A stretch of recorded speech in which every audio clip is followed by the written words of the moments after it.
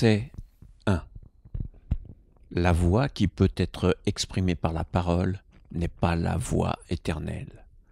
Le nom qui peut être nommé n'est pas le nom éternel. L'être sans nom est l'origine du ciel et de la terre. Avec un nom, il est la mère de toutes choses. C'est pourquoi, lorsqu'on est constamment exempt de passion, on voit son essence spirituelle. Lorsqu'on a constamment des passions, on le voit sous une forme bornée.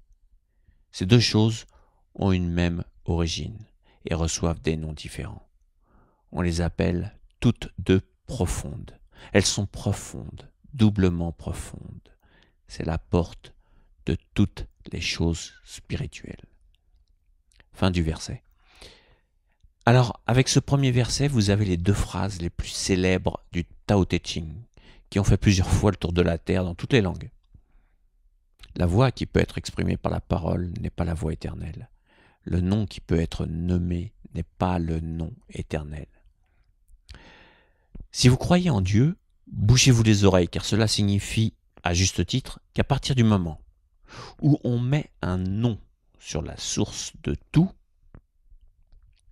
sur la transcendance, on est dans l'erreur. On ne peut mettre qu'un nom ou une étiquette sur quelque chose quand on fonctionne avec le mental. Mais le mental n'a jamais raison sur ce que pourrait être la source ou le Tao. Le Tao, qui signifie voie ou chemin, est la mère et la source de tout. Car le Tao est le yin et yang réunis. Pas de dualité, mais une unité. Le Tao est toujours présent maintenant, autour de vous et dans vous. En fait, quand vous êtes dans la dualité, vous êtes en dehors du Tao. Tant que vous critiquez les autres, tant que vous pensez que vous avez raison et les autres tort, vous êtes en dehors, ou du moins, vous ne connaîtrez jamais les réponses à vos questions.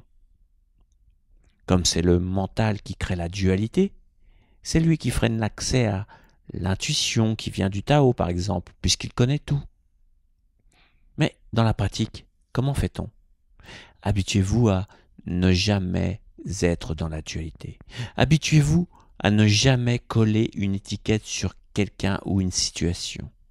Les autres sont ce qu'ils sont. Personne n'a raison ou tort. Chacun vit dans sa propre réalité. Essayez pendant au moins une semaine.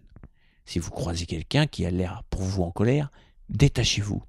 Vous pouvez simplement observer la situation en étant neutre.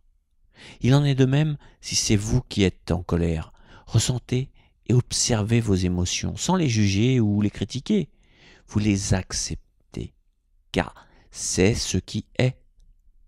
Si vous vous y opposez, vous rentrez dans la dualité, ce qui accentue les symptômes.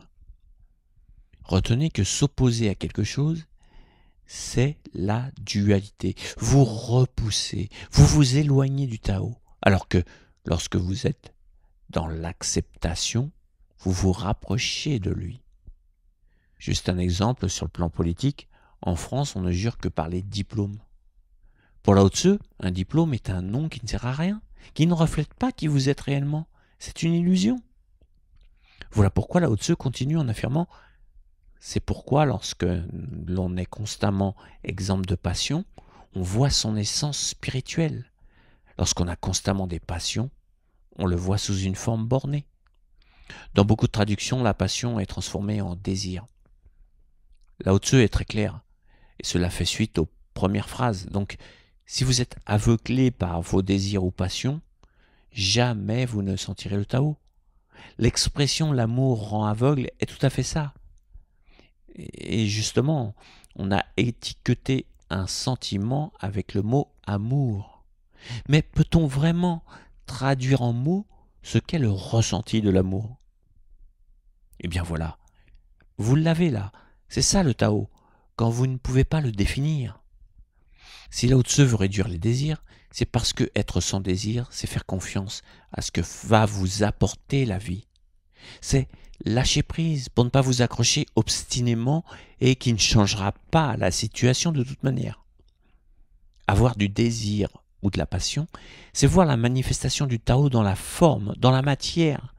C'est quand le désir a disparu qu'on peut s'apercevoir ce qu'est le Tao, que tout s'évanouit. Vous êtes au-delà de la forme. Il faut savoir que beaucoup de traductions remplacent le mot profonde par mystère. Ce qui, je crois, est juste pour nos esprits occidentaux. Lao Tzu a voulu signifier l'insaisissable. Pourquoi voulez-vous tout essayer de comprendre puisque la vérité se trouve dans le mystère? N'essayez pas de comprendre, abandonnez-vous, lâchez-vous. Voilà. On aurait pu en dire encore beaucoup sur ce simple verset, mais vous pouvez avoir aussi votre propre explication. Dans ce cas, écoutez ce verset ou lisez-le et vous voyez comment il vous parle, comment il résonne dans votre vie. Alors, à bientôt. Au revoir.